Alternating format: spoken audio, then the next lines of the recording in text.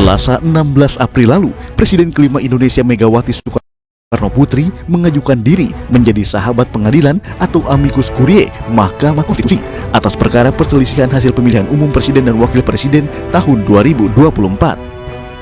Penyerahan amicus curiae Megawati yang juga Ketua Umum PDI Perjuangan diwakili Sekretaris Jenderal PDIP Hasto Kristianto, Ketua DPP PDIP Jarod Saiful Hidayat, Todung Mulya Lubis yang juga kuasa hukum pasangan calon presiden dan wakil presiden nomor urut 3 Ganjar Pranowo Mahfud MD.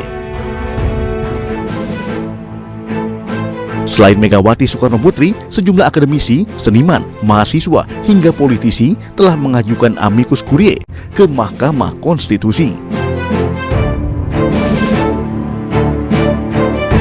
Sebelumnya pada Jumat 5 April lalu, 4 Menteri Kabinet Presiden Joko Widodo hadir dalam sidang lanjutan perkara perselisihan hasil Pilpres 2024 di Mahkamah Konstitusi. Keempatnya hadir sebagai saksi untuk memberikan keterangan terkait bansos yang dibagi-bagikan Presiden Jokowi yang dituding menjadi alat politik untuk memenangkan pasangan Prabowo Gibran pada Pilpres 2024 lalu.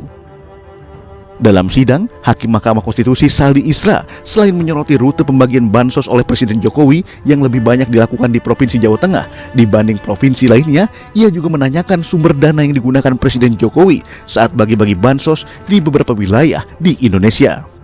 Ini Bu Menteri, Pak Menteri, Pak Menko, ini ada salah satu tabel apa sih kira-kira yang jadi pertimbangan Presiden memilih misalnya ke Jawa Tengah itu lebih banyak kunjungannya dibandingkan ke tempat lain.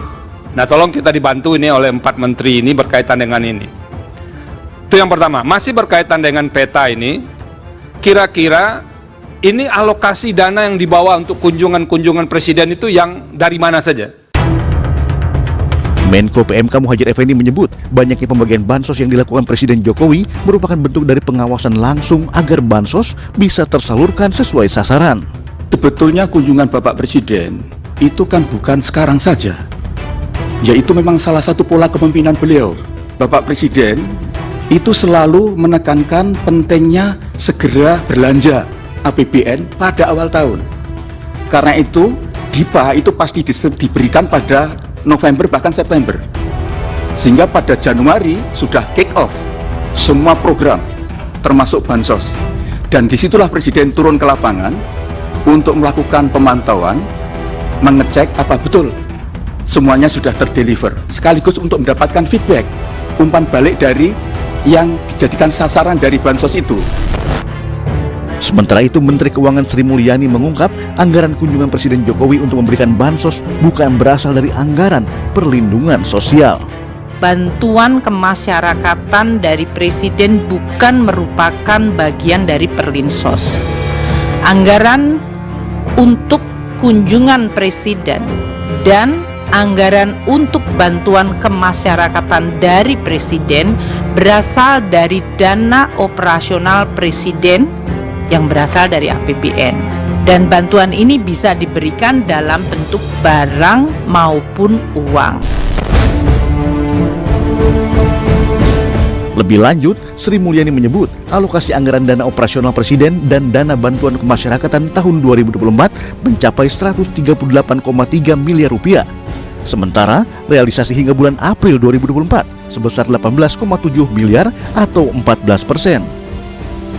Dalam sidang yang sama, Hakim MK Arief Hidayat juga mempertanyakan jenis bansos yang dibagikan Presiden Jokowi di masa kampanye berlangsung. Presiden keliling ke berbagai daerah, melakukan kunjungan-kunjungan daerah pas kebetulan itu di waktu kampanye, sehingga menimbulkan seawah sangka dan saling curiga, saling fitnah di antara kita anak bangsa. Nah, itu menggunakan bansos apa, di mana, dari mana itu? Sementara itu, Menteri Sosial Tri Risma hari ini mengungkap bantuan sosial yang dikelola oleh Kementerian Sosial selama ini disalurkan dalam bentuk tunai dan tidak dalam bentuk barang. Bahwa bansos di Kementerian Sosial itu bentuknya cash transfer, jadi tidak ada dalam bentuk natura atau barang. Jadi semua transfer ke rekening penerima manfaat 100%. kecuali respon kasus. Jadi ada yang sakit, ada yang disabilitas butuh bantuan, dan itu dia belum menerima bantuan sama sekali.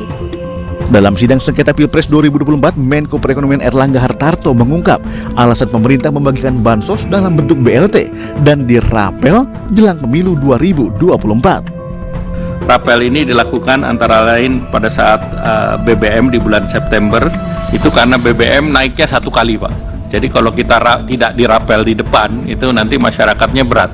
Jadi rapel itu pertimbangan itu. Selain itu ada pertimbangan juga biaya, efisiensi biaya.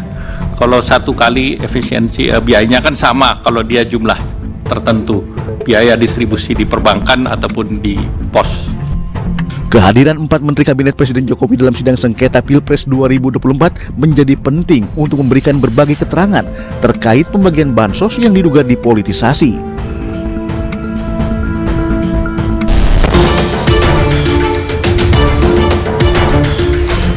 Tak hanya menteri, dalam sidang sengketa Pilpres sejumlah saksi ahli dan fakta dari masing-masing kubu juga dihadirkan demi menguak kebenaran. Selengkapnya hanya di iNews File sesaat lagi.